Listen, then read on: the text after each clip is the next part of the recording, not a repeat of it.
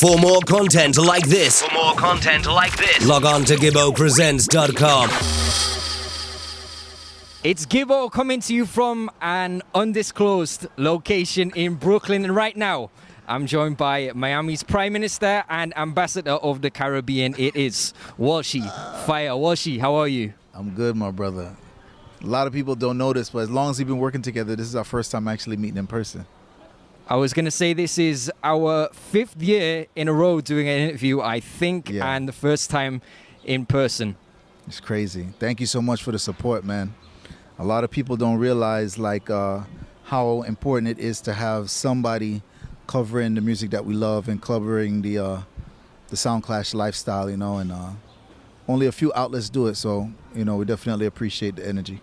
Well, thank you for taking time and also for the great work. So let's start there. You recently released the second installment in the Reggaevival mixtape series in conjunction with Reggaeville. Featured artist this time, Fyakin. Yeah, man. Why Fyakin, and talk me through the process of putting the project together? Fyakin is probably one of the most versatile young artists. Well, let me back up and explain what Reggaeville and I are doing with Reggaevival. Reggaevival's sole purpose is to bring forward talent that's probably like bubbling right below the radar. So you've got guys that are like just emerging, just new, all the way to like right about to blow up big. And so we grab the talent in that segment and do a mixtape with them. So the first one I did was with Disruption, really wicked artist from St. Thomas, Jamaica. And the second one is Fyakin. And Fyakin, to me, is probably one of the wickedest artists to emerge 2017, 2018. Very versatile. He can sing, he can DJ. He's got crazy old school dancehall styles, like all of the old school, U-Roy, Tennessee, any one of them style there. He's just versatile like that. He can get into those styles and just do it. So I realized he's perfect for a mixtape. Also, he's done a lot of songs. He had mad tunes that he did way before Steamin', that a lot of people were like, yo, we gotta do the history on Fyakin. So this right here is kind of like a historic catch-up on Fyakin's work, as well as a lot of original work. And his next single, I think, is going to be a song called Irie, which is on the mixtape. But the versatility and the fun we had and the friendship that we have in real life. And of course, I think I've said this to you many times, nothing matters more than that when it comes to collaborating. I will not make music with people that I'm not actually friends with. So look out for his new single, and big up to Reggaeville, just being one of the leading outlets for the music, and also having a vision to collaborate with me, and the time that it takes to make these mixtapes, because they're not short. It takes like 4, 5, 6 months sometimes. For them to also put in the time and to help me make this come to life. So who came up with the idea for the mixtape series? Was it yourself or Reggaeville? Yeah, and I approached them because I feel, after speaking to Julian from Reggaeville, that he also has the same passion that I have, which is to give the exposure to the young artists that none of us would have ever really gotten a full mixtape on a certain level from anytime soon. So it's kind of like handpicking some of the entertainers that we think one can do a full mixtape. That itself is very difficult, because you have to have like 30 songs, or you have to be able to create 30 songs.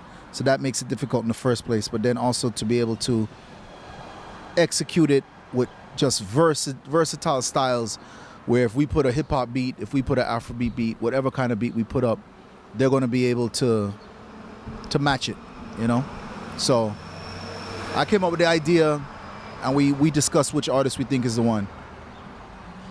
So are you working on a follow-up already, or you're just having a little breather after the release of the last one? But I think I already have in my mind who I want to do. I won't say, but I have like about 5 artists. And I would like to link with them. Like I said before, it's no rush to me, So if they're not my friend already, I would link them and then say, yo, make we just par and just do road. I will go out a lot, hang out a lot, talk a lot, and that will help me curate the energy, because I believe I'll have a better understanding of who they are and their energy. And so it'll be something that the people will be able to know that it was a true collaborative effort versus something just over the phone or through email. And you can feel the energy of that not connecting, you know. Rum and Bass, explain the concept behind the night and tell me why it's so popular. All right, Rum and Bass.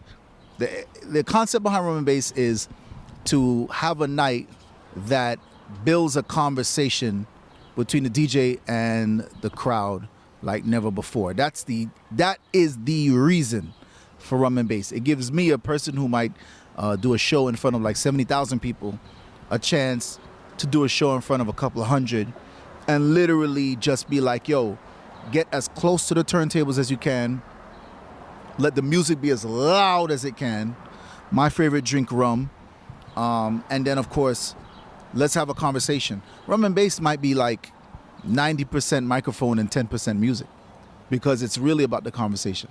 It's really about us having a conversation. I've handed the microphone around in the crowd many a night at Rum and Bass, because I just want people to feel extremely comfortable to express themselves, you know, whatever that expression is.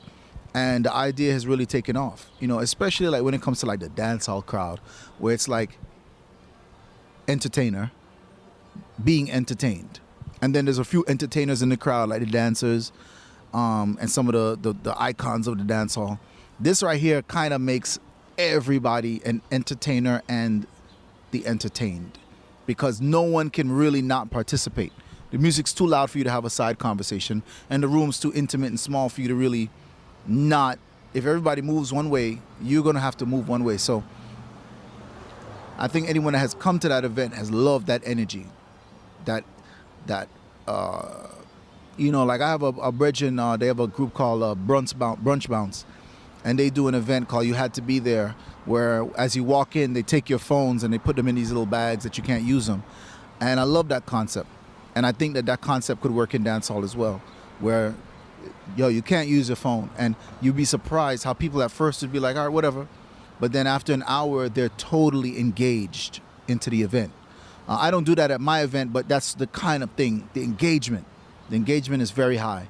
So you end up leaving, speaking about it, telling your friends, having great memories, because you've never really experienced what we, who have been doing this for a long time, might have gotten the fortunate opportunity to experience with like basement parties, house parties, where it was just intimate. There were no cell phones. It was a vibe. So that's the vibe, you know, it's to bring it back to the essence. How many cities have you held a Rum and Bass event in, and are there any locations you're looking to take it to in the near future? Oh man, I think I've done 10 cities. One outside the country, which is Barcelona. No, sorry, Trinidad and Barcelona are the two out the country ones. And yeah, I'm looking at Bermuda. I'm looking at Toronto for the first time. I'm looking at Montreal for the first time. That's what I'm looking for right now. And what's Bacardi's involvement with the event? They actually monetarily sponsor the event, which is super rare. Nobody gets sponsorship anymore, you know. So for them to have been a major part of this being as big as it is, you know, for them to have come to my event just to have fun, because that's the kind of vibe I want. Is it doesn't matter where you come from, just forward.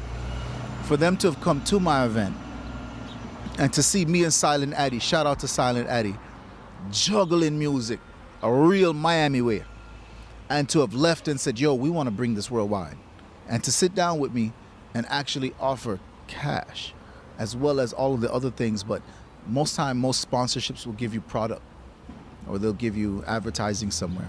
But to actually be a paying partner in where I can hire some of the best talent, you know. The Rum and Bass block party in December in Art Basel, I do with Virgil Abloh. That's crazy. Diplo and I usually clash Virgil, a sound clash with Virgil, and whoever he has as an MC. One time he had Travis Scott as his MC and stuff like that.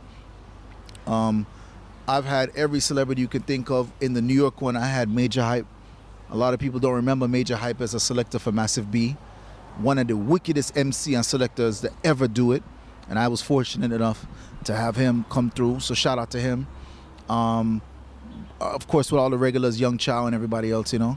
But that's the deal, man, is they believe in what I'm doing. They believe in how I've united so many different genres of music as well as so many different cultures of people in one room. And what they do with Rum complements it as well. You know, it's the perfect complement actually to what I do. So shout out Bacardi. Your SiriusXM show Firehouse is man. broadcast Fridays 5 to 7 Eastern on Diplo's Revolution. Go listen to that. How would you describe it to someone who's never heard it before? It's vibes, man. It's vibes. For everybody that's watching this, if you're not into EDM too much, come check it, man. Come check it. I think I find the right songs to make you feel involved and that you would like. So for me, SiriusXM, big up yourself. 5 to 7 Eastern Standard Time. It's a joy. Crazy guests all the time. The last guests I had on are No-Maddz, who I'm working with. You know, they're in the Idris Elba movie Yardie. Starring it, actually. Let me stop. Let me pull up myself. They're starring it. They're actually in New York, man. I'm going to make them come talk to you, too. They're starring Idris Elba's new movie called Yardie. And they are also poets and as well as musicians. And them and I and Wiz, Beres Hammond's daughter, Wizard, have just finished an album. So we got to drop that. So that's the first time anybody's hearing that. It's called Heaven on Earth. Spelled all wrong. Heveneart. So all the Heaven on material Earth. has been recorded for the album? Yeah, man, it's finished. Track Album list is finished. sorted? Do we have First an single's approximate actually release out. date? And it's called Clocks Like This. Who have a clocks like this? Bongo man. Who have a clocks like this? Rasta man. It's a wicked song. A lot of people don't listen to the lyrics. They just like the hook and the beat. But yo, listen to me. If you listen to the lyrics, you'll see how intelligent we did this.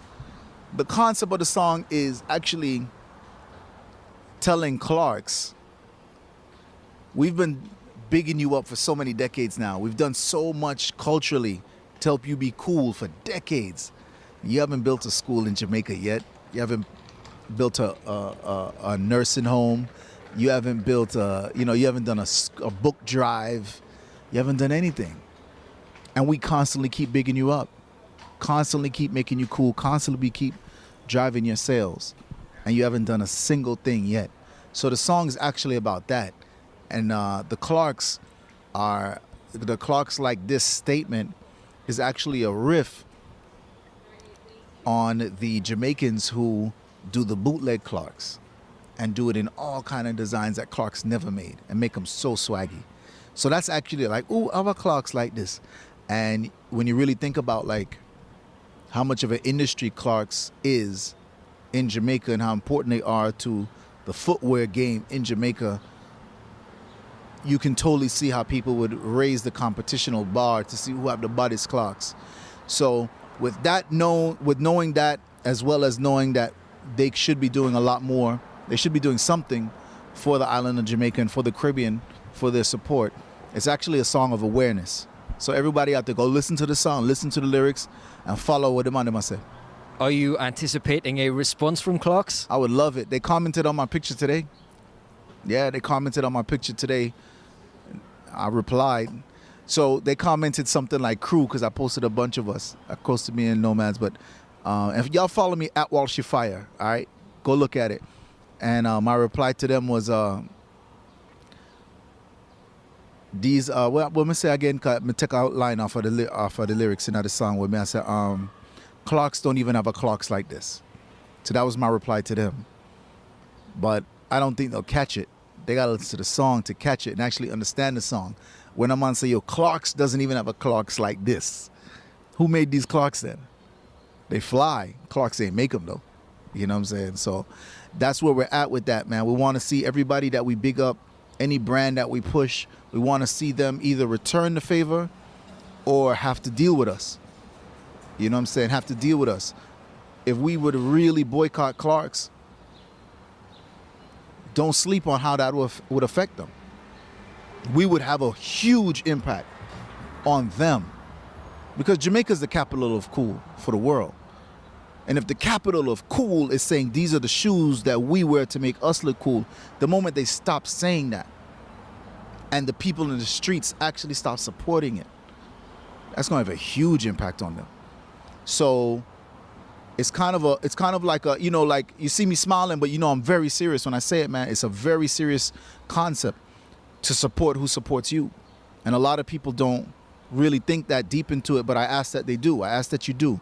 I ask that every single thing that you purchase, every single dollar that you put towards something, ask, does that company or does that person put a dollar back towards your community?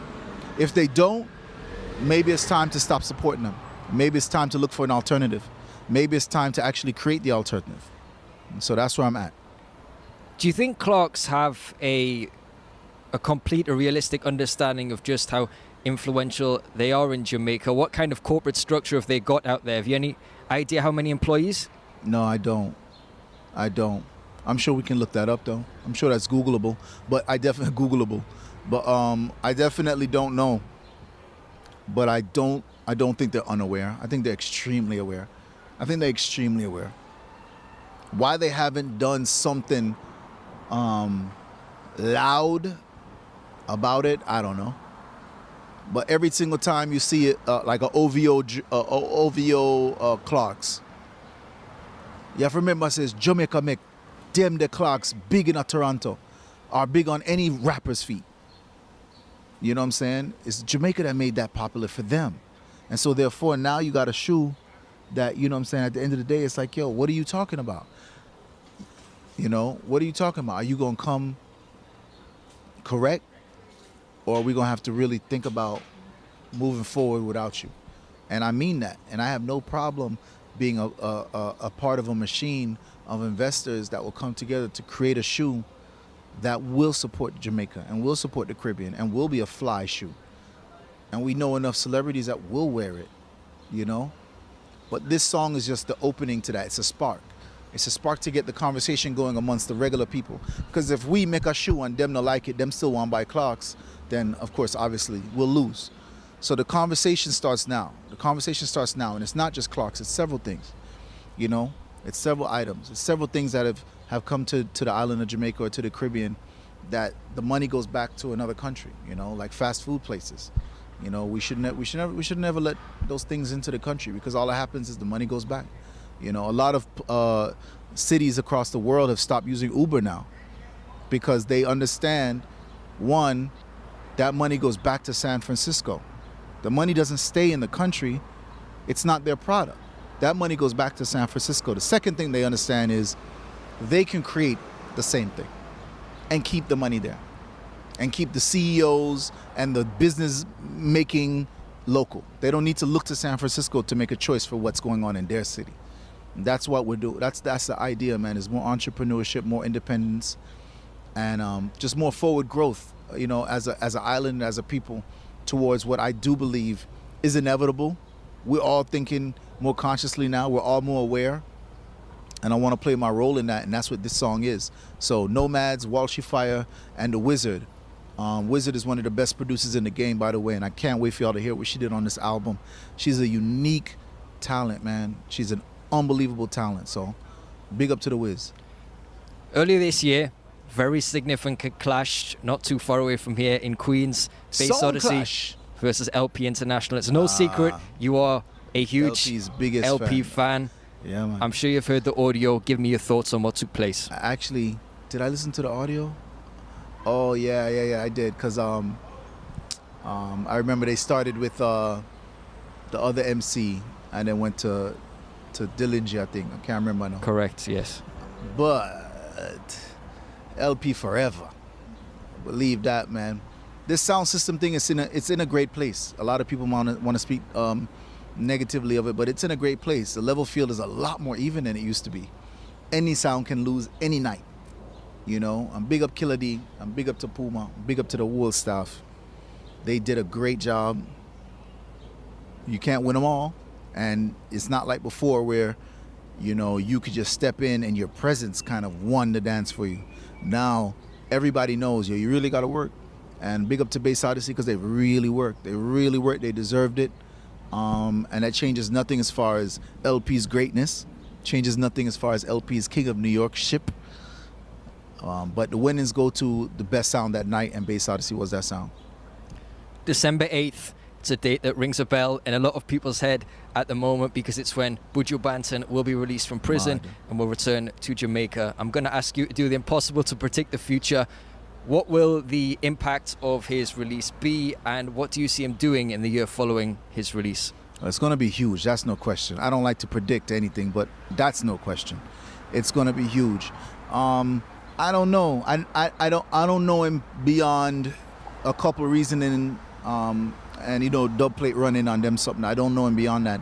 So I would guess he would want to spend as much time with his family as possible. I'd guess he'd want to see his children and be around his family more than anything.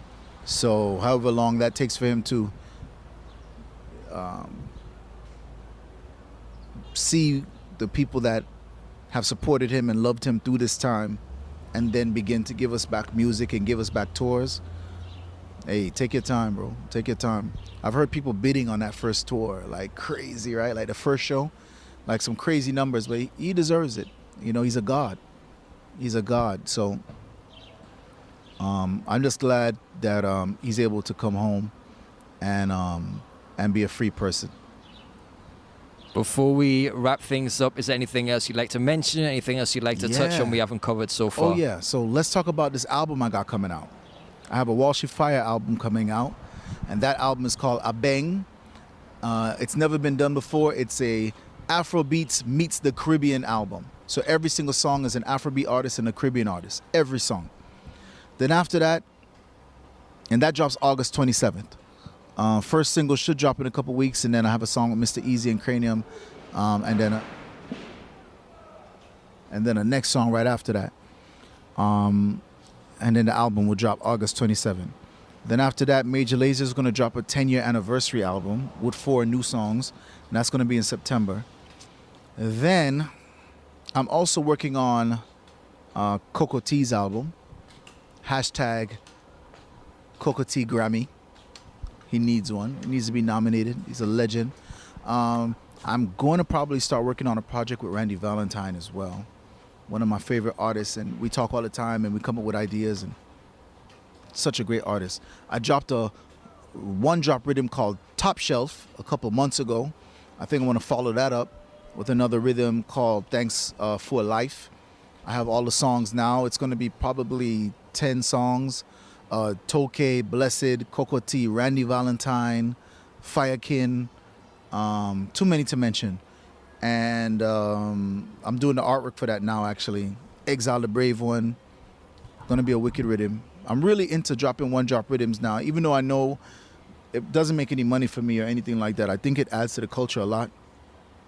I think it adds to the exposure of the music to people, because I get so much people that would not maybe be into reggae on a rhythm level or on a compilation level. Hopefully I can get them to kind of understand what a rhythm is, and I know I have the ears and the eyes of a lot of people that aren't into the music. Hopefully I can get them to learn it and it'll grow. So I'm just doing my part with that. Might do a next dancehall rhythm. I did Chicken and Dumpling last time. Might do a next one of them. But also I just finished executive producing Coffee's album. Wow. The future looks bright. So kind of a quiet summer for you then, really, apart from all those DJing bookings around the world too. Yeah. I do about 300 shows a year. And I'm blessed, man. I'm very blessed. I'm very appreciative of the work. And so I put my best forward every single time, because I know tomorrow can be all gone. So I don't take it for a joke at all. Shout out to everyone out there who's met me and supported me. And I appreciate all positive energy from anyone out there who sees the vision of what I'm trying to do and helps participate, like yourself, Gibbo, and like all the other outlets out there. Now give me, yes, I respect you. You're beautiful. A chance to speak maybe some more conscious kind of ideas into their mind, and hopefully the seed will spread and people will begin to hit that share button, as well as hit subscribe, but also hit that share button and spread it to your friends.